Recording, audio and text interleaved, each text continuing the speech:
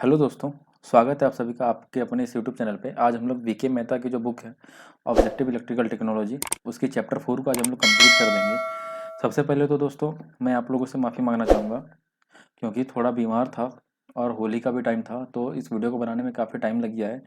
पर मैं कोशिश करूँगा आपसे कि मैं वीडियो फ्रिक्वेंटली अपलोड कर दिया करूँ, क्योंकि काफ़ी सारे एग्जाम्स भी है, तो मैं पूरी कोशिश करूँगा ताकि वीडियो जल्दी से जल्दी अपलोड कर दिया करूँ। ठीक है, तो देखते हैं हम लोग अपना नेक्स्ट क्वेश्चन क्या है।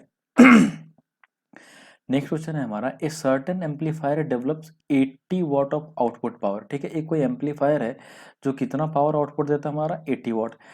ठीक है, A DC power supply furnishes the amplifier 3 ampere at 40 volt.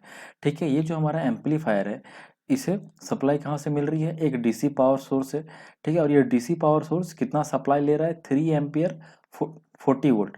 ठीक है, the power supply draws 1.6 ampere from 120 volt source.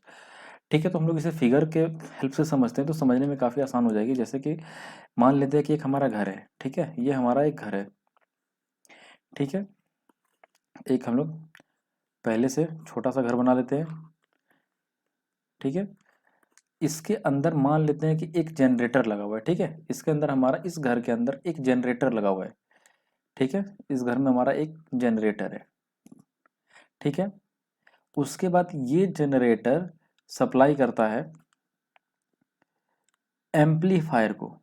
ठीक है, देखिए ये ये घर है, ये बाहर से सप्लाई ले रहा है। ठीक है, 220 वोल्ट सप्लाई ले रहा होगा ये बाहर से। ठीक है, और ये जनरेटर इस घर से सप्लाई ले रहा है। ठीक है, घर से कितना सप्लाई ले रहा है ये 1.6 ampere current source, 1.6 ampere current ले रहा है और 120 वोल्ट वोल्टेज ले रहा है। ठीक है, उसके बाद ये आउटपुट देता है एम्पलीफायर को। ठीक है, कितना आउटपुट देता है 3 एम्पियर आउटपुट देता है और ये 40 वोल्ट आउटपुट दे रहा है।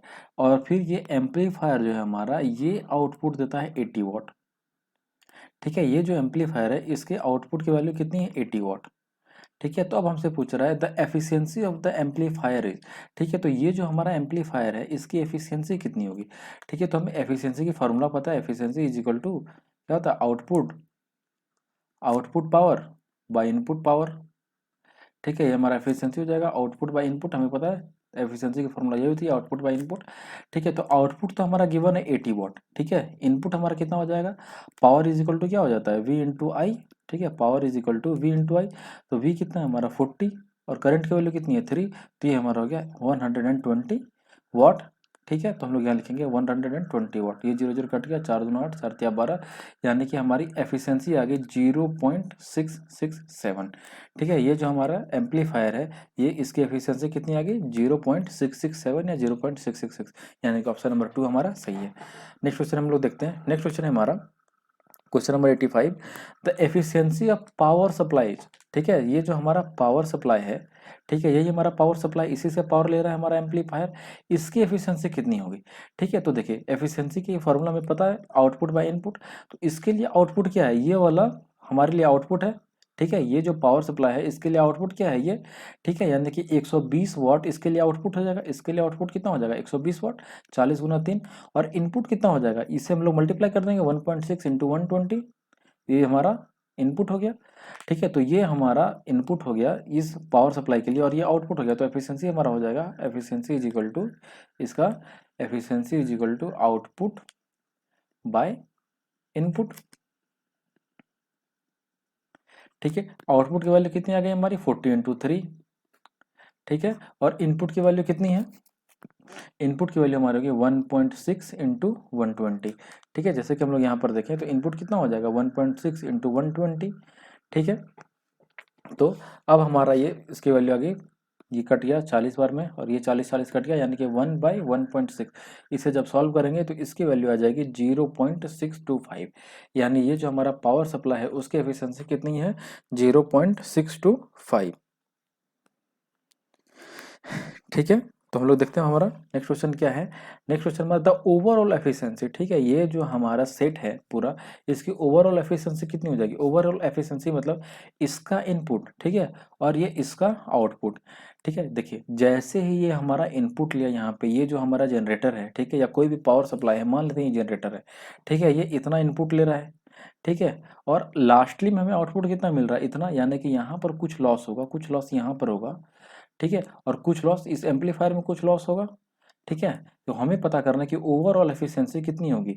तो ओवरऑल एफिशिएंसी के लिए हमें फॉर्मूला क्या पता है, आउटपुट बाय इनपुट। तो आउटपुट तो यही है, लेकिन इनपुट क्या हो जाएगा, इनपुट हमारा ये हो जाएगा, यानी कि ऑप्शन हम लोग देखते हैं यहाँ पे आउटपुट बाय इनपुट, यहाँ से निकाल लेते हैं, इसकी फॉर्मूला हो जाएगी efficiency is equal to output by input.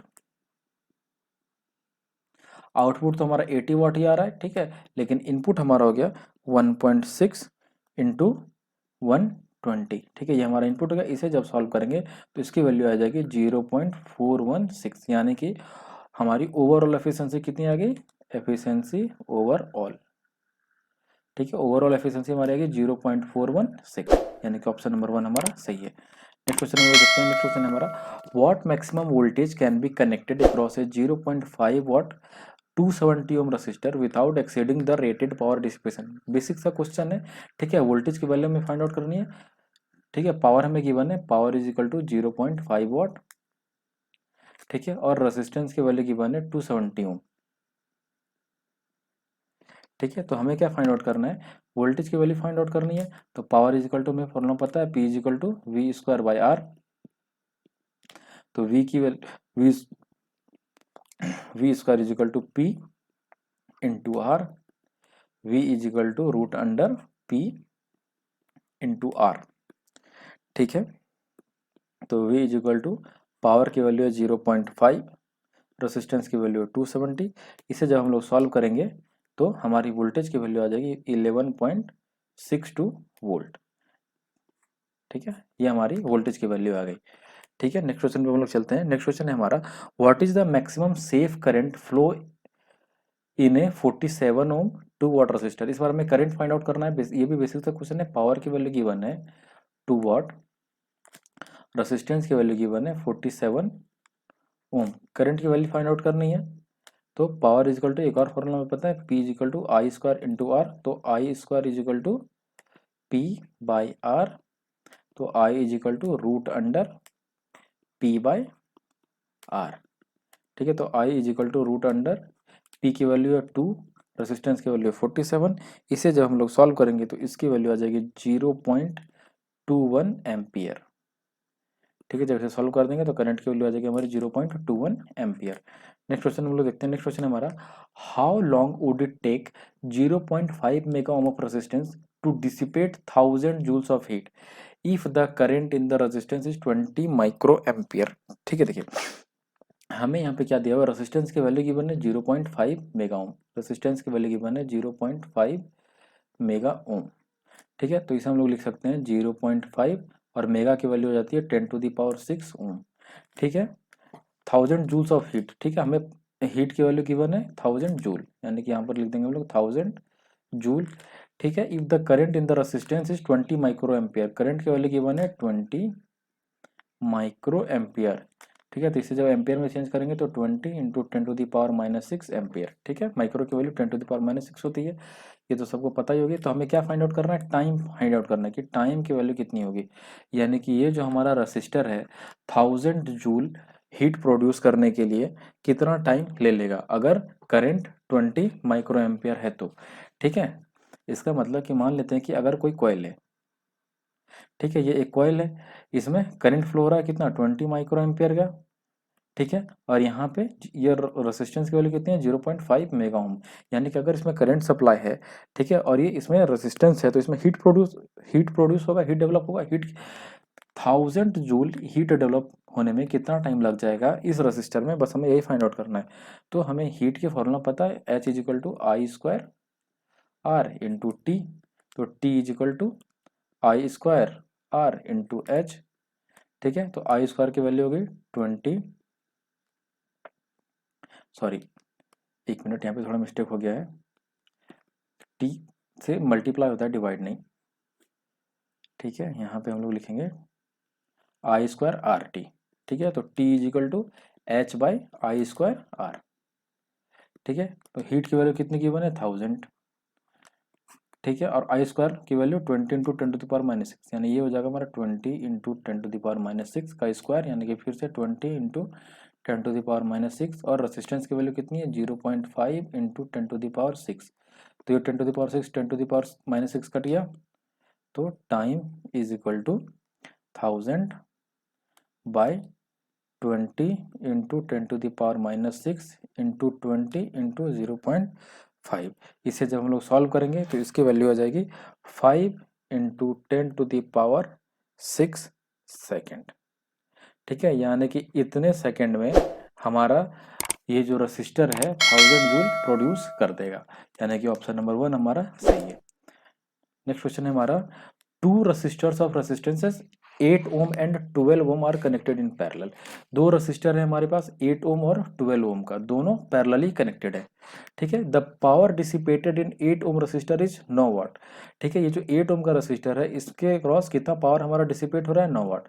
तो हमें ये फाइंड आउट करना है कि 12 ओम के रजिस्टर के पास फिर कितना पावर डिसिपेट होगा। ठीक है, तो हमारे पास दो रजिस्टर है, एक है 8 ओम का, ठीक है, दोनों पैरेलली कनेक्टेड है तो पैरेलली कनेक्ट कर देते हैं। ये 8 ओम का रजिस्टर हो गया, ये 12 ओम का रजिस्टर हो गया। ठीक है, ये दोनों कनेक्टेड है एक सप्लाई से। ठीक है, इसकी वैल्यू हो गई 8 ओम, इसकी वैल्यू हो गई 12 ओम। ठीक है, ये जो 8 ओम वाला रजिस्टर है इसके अक्रॉस पावर कितना हमारा डिसिपेट हो रहा है 9 वाट। तो हमें ये फाइंड आउट करना है कि ये जो रजिस्टर है इसके अक्रॉस कितना पावर हमारा डिसिपेट होगा। ठीक है, तो ये पैरेलल सर्किट है, पैरेलल सर्किट में क्या कांस्टेंट हो जाता है हमारा वोल्टेज, तो हम लोग क्या करेंगे वोल्टेज फाइंड आउट कर लेंगे। ठीक है, तो P इज इक्वल टू क्या होता है हमारा V स्क्वायर बाय R। ठीक है, P1 मान लेते हैं, ये इसकी वैल्यू है R1, इसकी वैल्यू है P1। ठीक है, ये हो गया R2 और ये हो गया P2, ये 3 वोल्ट का सप्लाई है हमारा।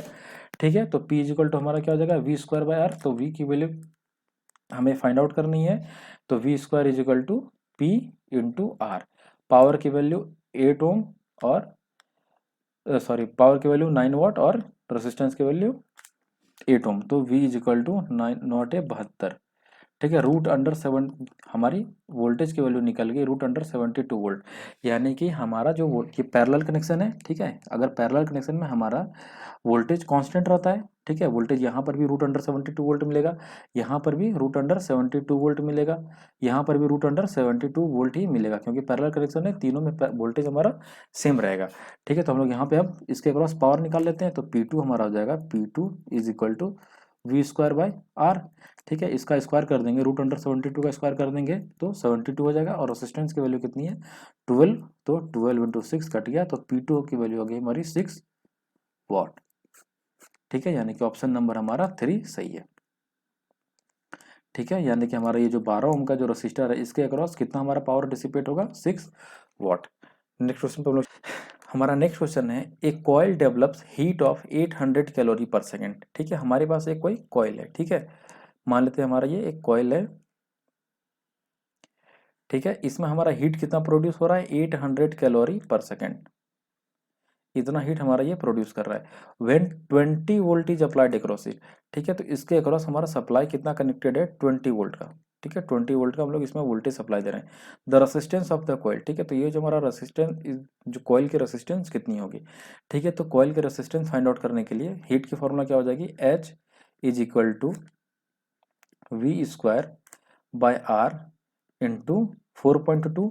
4.2 से इसलिए डिवाइड कर रहे हैं क्योंकि हमें यहाँ पे वैल्यू किस में गिवन है कैलोरी पर सेकंड में गिवन है। अगर हमें कैलोरी पर सेकंड में आंसर चाहिए तो क्या चीज़ से डिवाइड करना होगा, या तो 4.2 से या फिर 4.186 से, एग्जैक्ट वैल्यू यही है। ठीक है, लेकिन हम लोग कन्वीनियंस के लिए 4.2 ले लेते हैं।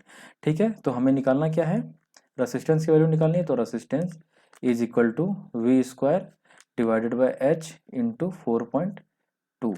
ठीक है, तो V स्क्वायर, V की वैल्यू है 20 इंटू 20, और हीट की वैल्यू कितनी गिवन है 800 कैलोरी पर सेकेंड इंटू 4.2।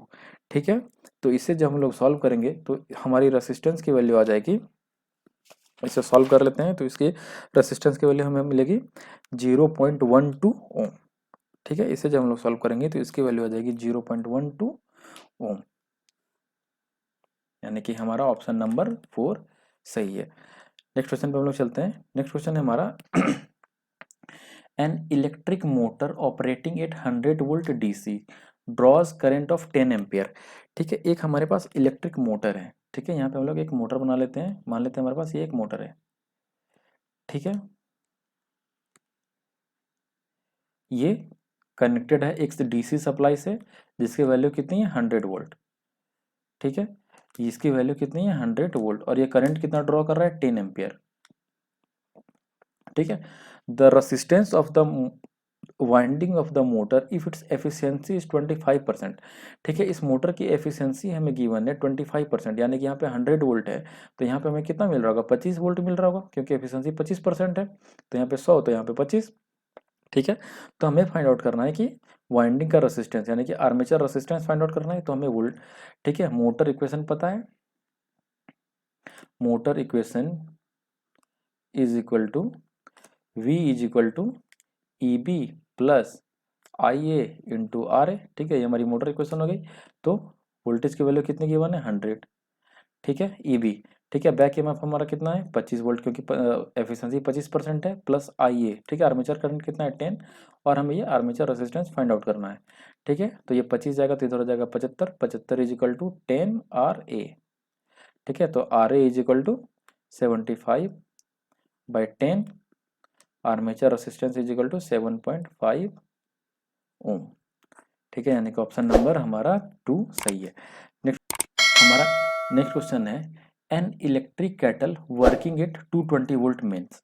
ठीक है, एक इलेक्ट्रिक कैटल है जिसे हम लोग कितनी वोल्टेज की सप्लाई दे रहे हैं 220 वोल्ट की। ठीक है, heats of 2 litre water from 20 degree Celsius to 100 degree Celsius. ठीक है, ये जो हमारा इलेक्ट्रिक कैटल है, ये 2 लीटर वाटर को 20 डिग्री सेल्सियस से 100 डिग्री सेल्सियस पे गर्म कर देता है इन 2 मिनट। तो हमें फाइंड आउट करना है the current drawn by the kettle. ठीक है, मान लेते हैं कि हमारे पास एक इलेक्ट्रिक केटल है, मान लेते हैं, जैसे हम लोग बनाते हैं एक रफ फिगर, मान लेते हैं हमारे पास एक इलेक्ट्रिक केटल है। ठीक है, इसे हम लोग सप्लाई दे रहे हैं 220 वोल्ट का। ठीक है, इसे सप्लाई दे रहे हैं हम लोग 220 वोल्ट का। इसके अंदर क्या भरा हुआ है, पानी भरा हुआ है। ठीक है, पानी कितना भरा हुआ है 2 लीटर। ठीक है, इसके अंदर कितना पानी भरा हुआ है 2 लीटर। ठीक है, इनिशियल टेम्परेचर कितना रहता है, जब इसमें टेम्परेचर, जिसमें हम लोग इसमें वाटर डालते हैं, तब उसकी टेम्परेचर रहती है 20 डिग्री सेल्सियस। ठीक है, जैसे हम इस केटल को ऑन करते हैं, तो ये पानी को 100 डिग्री सेल्सियस पे गर्म कर देता है। तो हमें ये फाइंड आउट करना है कि ये जो केटल है, ये करंट कितना कंज्यूम कर रहा है। ठीक है, हमें करंट की वैल्यू फाइंड आउट करनी है। तो हम लोग देख लेते हैं कि हमें गिवन क्या क्या है।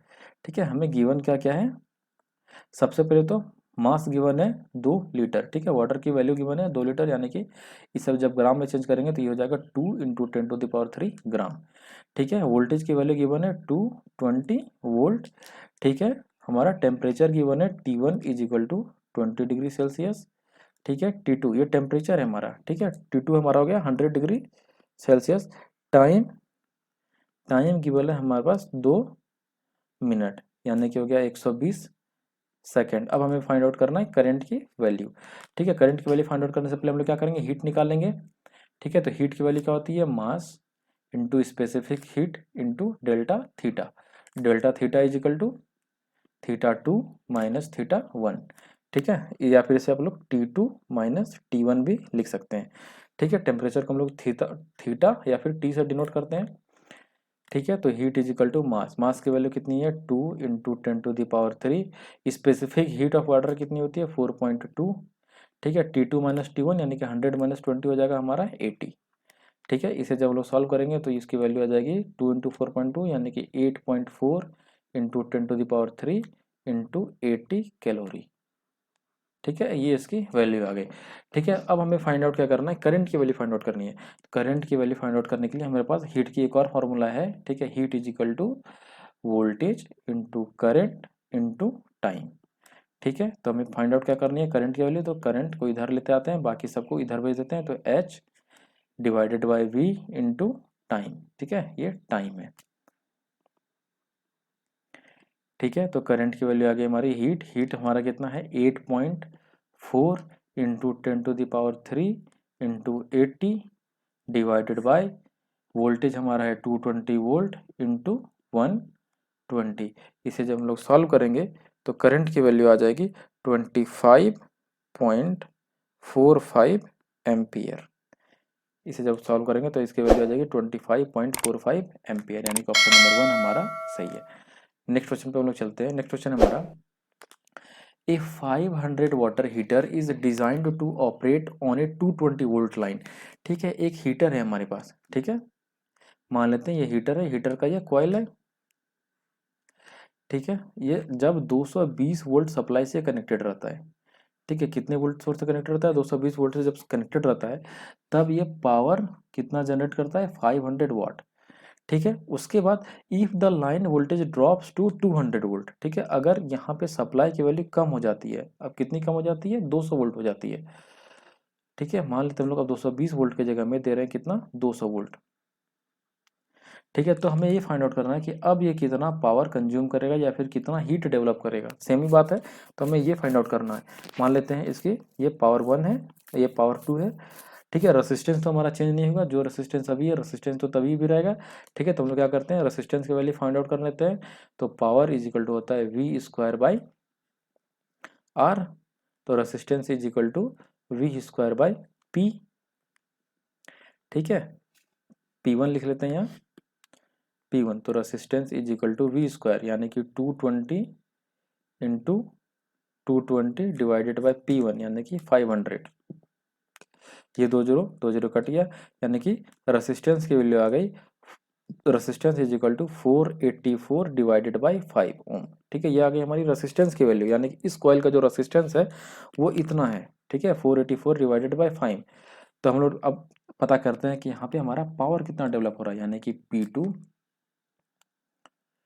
P2 is equal to we square by r, ठीक है। अब हमारा वोल्टेज कितना हो गया, 200 वोल्ट, पहले 220 वोल्ट था, अब 200 वोल्ट हो गया, तो यहाँ पे लिखेंगे 200 इंटू 200 इंटू रेसिस्टेंस की वैल्यू कितनी है, 484, और ये 5 ऊपर चले जाएगा, ठीक है। तो हमारी P2 की वैल्यू आ जाएगी 413 वाट, ठीक है, यानी कि जब हमारा,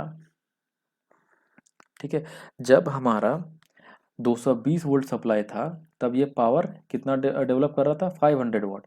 जब हमारा सप्लाई 200 वोल्ट हो गया है, अब ये हमारा कितना पावर डेवलप करेगा, 413 वाट, ठीक है। तो पावर में कमी कितनी आ गई, डेल्टा पी कितना हो जाएगा हमारा, P2 P1 माइनस P2 कर देते हैं, ठीक है, पहले था हमारा 500 वाट हो रहा था, अब आ गया है 413, यानी कि परसेंटेज ड्रॉप कितना हो गया है, कितना ड्रॉप हो गया हमारा, 87 वाट ड्रॉप हो गया, ठीक है। तो परसेंटेज ड्रॉप निकालने के लिए क्या करेंगे, delta P bye P1 into 100, इसी तरह परसेंटेज निकलता है हमारा, डेल्टा पी कितना 87, ठीक है, स्टार्टिंग में कितना दे रहा था ये भाई 500 इंटू 100, ठीक है। इसे जब हम लोग सॉल्व करेंगे तो इसकी वैल्यू आ जाएगी, एक मिनट, यहाँ हम लोग परसेंटेज ड्रॉप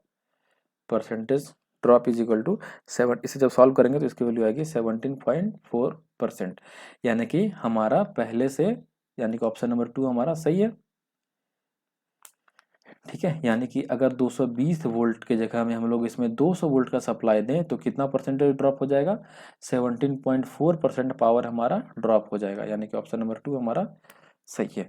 नेक्स्ट क्वेश्चन पे हम लोग चलते हैं। नेक्स्ट क्वेश्चन हमारा, ए 5 degree centigrade rise in temperature is observed in a conductor by passing A current, ठीक है। मान लेते हैं कि हमारे पास एक कॉइल है, ठीक है, इसमें कुछ ना कुछ रेसिस्टेंस होगा, ठीक है, इस कॉइल में कुछ ना कुछ रेसिस्टेंस होगा,